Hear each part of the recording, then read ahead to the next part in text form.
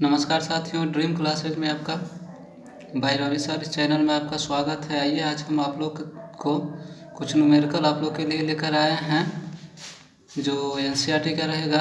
और इस न्यूमेरिकल को जैसे ही समाप्त होगी उसके बाद हम लोग कैपेसिटी एंड कैपेसिटर चैप्टर को शुरू करेंगे, जिसको हिंदी में धारिता एवं सांधारित्र के नाम से जानते हैं।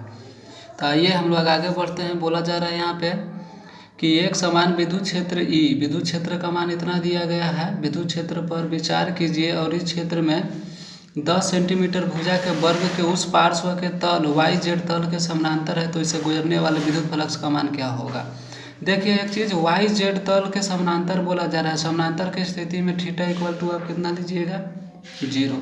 क्या लीजिएगा, 0 लीजिएगा। जैसा कि आप जानते हैं कि इस अक्ष यह हो गया वाई अक्ष, यह हो गया एक्स, यह हो गया जेड।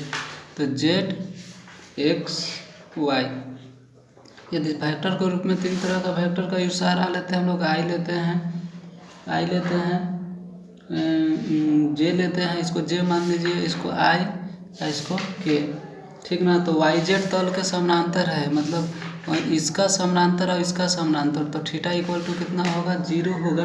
तो सबसे पहले हम लोग देखिए ई वेक्टर बराबर आपके पास क्वेश्चन में कितना दिया गया है, तो 3 × 10⁻³ न्यूटन प्रति कूलाम। अब देखिए आपके पास भुजा कितना दिया गया है, तो भुजा कितना दिया गया है, 10 सेंटीमीटर। इसको चेंज कर देंगे तो 10 के पावर कितना, -2 मीटर ऐसा ही पत्ती में हो जाएगा, है कि नहीं। यानी कि आपके पास कितना दे दिया गया है। तो एक चीज़ और देख ले, तो यहाँ पे देखिए हम लोग जानते हैं, अच्छा ये तो इतना आ गया। अब हम लोग फाई बराबर फार्मूला जानते हैं, क्या चीज़, EDS cos theta.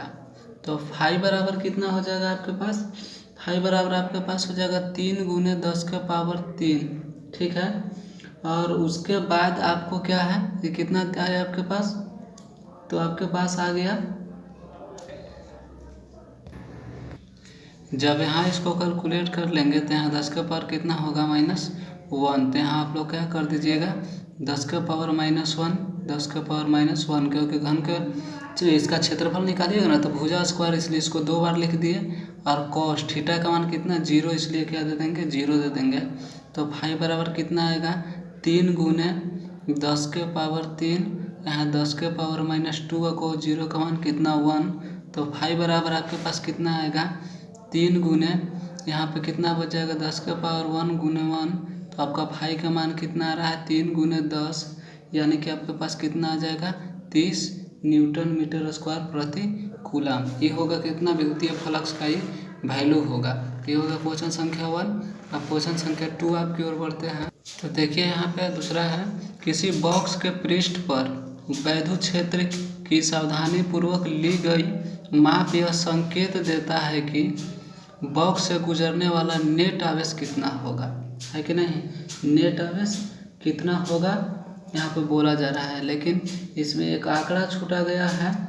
Net flux यहाँ पे दिया गया था, नेट फ्लक्स दिया गया था। थोड़ा क्वेश्चन को सुधारते हैं क्योंकि आंकड़ा छूटा है।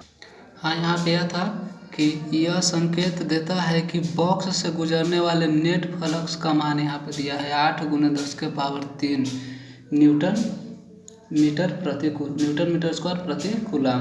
तो हम यहाँ पे हल कर लेते हैं। यहाँ पे सबसे पहले यहाँ पे आपके पास दिया है, जो देख लें आपके पास क्या दिया गया है, तो फ्लक्स का मान कितना दिया गया है, 8 × 10⁻3, है कि नहीं। तो आपको Q बराबर वाट, मतलब Q का मान ज्ञात करना है। आप जानते हैं फाई बराबर क्या होता है, तो Q/ε0। फाई बराबर क्या होता है, Q/ε0। तो फाई का मान रखिए 8 × फाई का मान रखेंगे 8 × 10⁻3। Q का मान आपके पास कितना है, नहीं निकालना है, ये होता है 8.85 × 10⁻12, है कि नहीं। जब क्या करेंगे हम लोग कि Q को तिरछी गुना कर देंगे, तो गुना करके हम क्या करेंगे, 8 × 10⁻3 × 8.85 × 10⁻12। तो जब हम गुना करेंगे तो आपके पास Q बराबर है, गुना करने के बाद आएगा 70.8 × ये दोनों को घट गया तो कितना आएगा -9। तो Q इक्वल टू कितना 70.8 है। इसको हम लोग क्या बोलेंगे, इसको हम नैनो कूलाम बोल सकते हैं। इसको हम क्या बोलेंगे, नैनो कूलाम बोल सकते हैं।